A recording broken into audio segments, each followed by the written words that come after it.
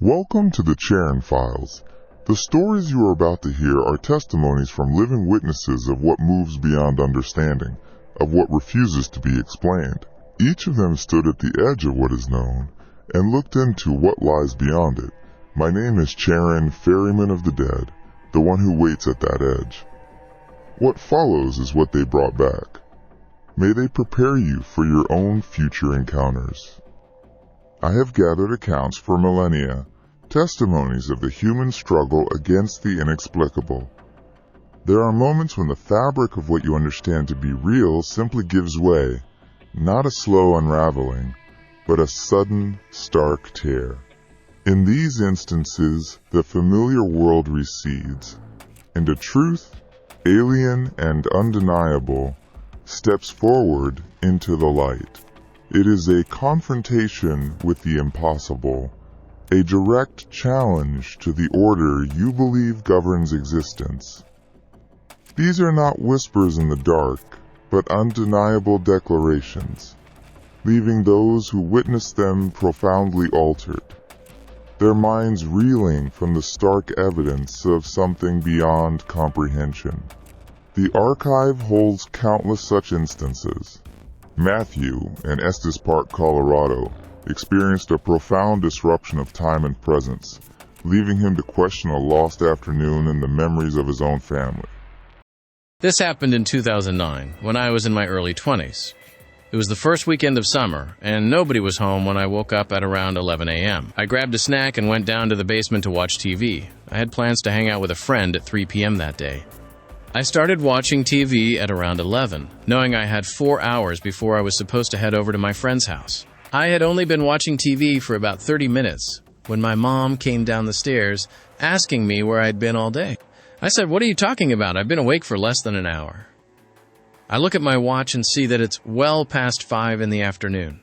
I run upstairs and check my phone to see that I have several missed calls from my friend and my mom. My mom's side of the story is what makes me nauseous when I think about this, even to this day.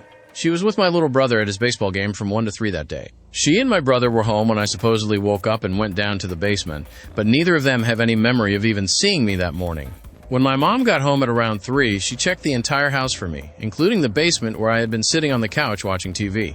It's been 10 years and I still have no idea what happened on that day. It is by far the weirdest thing that's ever happened to me, and although I talk about it with my family like it's a funny little thing that happened, it genuinely chills me to my bones thinking about it.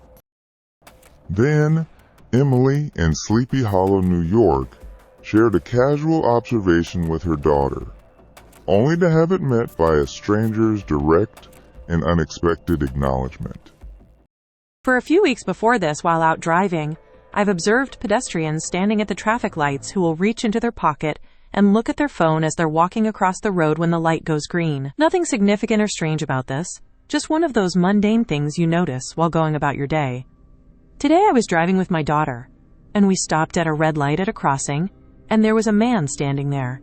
Nothing out of the ordinary. Denim jacket, black cap, glasses, around 6 feet 2 inches. I thought I'd try to weird out my young daughter. She's 5, so I knew I was going to blow her damn mind. So I said, "See that man? When the walking man goes green and he starts to walk across, he'll reach into his pocket and pull out his phone and start looking at it. Watch and see." As he walks across, he reaches into his pocket, but then immediately takes his hand out and looks and points right at me with his mouth open, smiling. Like a gotcha stance. Of course, my daughter found this absolutely hilarious, and I sat there completely mind blown. I must have sat there in silence looking at him walk across for the next 10 seconds. I drove on and had a look at him as I drove past, and he was smirking or laughing. I've been playing it through my head all day. The windows were up. The radio was on. I wasn't shouting. My voice was not even remotely raised. He must have been about 15 to 20 feet away from me. I can't figure out at all how he could have heard me. It's literally impossible. How did he know I was trying to predict he'd reach into his pocket for his phone? The only even remote possibility I can think of is that he has had the same observation as me and thought I might be thinking the same thing, so just went for it. But realistically, what are even the chances of this? Grace in Philadelphia recounts how her son revealed a detailed past life, offering specific memories that defied an attempt to lead him astray. I asked my son who he was before I was his mommy, and he told me about how he was my cat that passed away about 1.5 years before he was born. I think perhaps that may have triggered another of his past life memories. The timing of this was just incredible. We were 12 hours away from getting married, and he just started telling us the incredibly detailed story and talking much different than he normally does. My husband is an atheist and does not remotely believe in any kind of afterlife or souls or reincarnation or anything like that, and he was completely mind-blown. We even tried to do leading questions with him to see if he would go along with whatever we were saying in case he was making the whole thing up, and this little boy completely denied what we said and corrected us. His story never changed either. He said his name was Charlie, and he lived 100 years ago. He said his sissy now was his sister, only her name used to be Kathy. Then he had a big brother named Jack. He said when he died, he was 26 and he was at a stadium and there was an accident.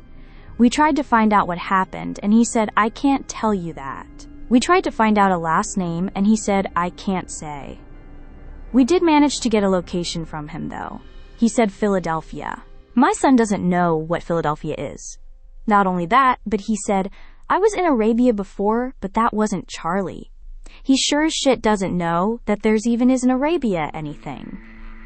The weirdest part of this, and I mean we both had goosebumps while he was telling us all of this, is his voice and the way he was speaking was so not him. My son is a little goofball and says funny words and tries to make people laugh and stuff. He was so serious, and the way he was speaking isn't how he talks. Also, he was actually getting kind of upset trying to talk about whatever the accident was and talking about his sister and brother he had then. Both of us have just been so floored by the whole experience. It's crazy. These are the moments when the veil is not merely thin but torn open, revealing a truth that leaves the human mind reeling. The names of the witnesses have been changed to maintain anonymity. If what you have heard tonight mirrors something you have experienced, leave your story in a comment below and we will include it in a future episode. Don't forget to subscribe. You wouldn't want to miss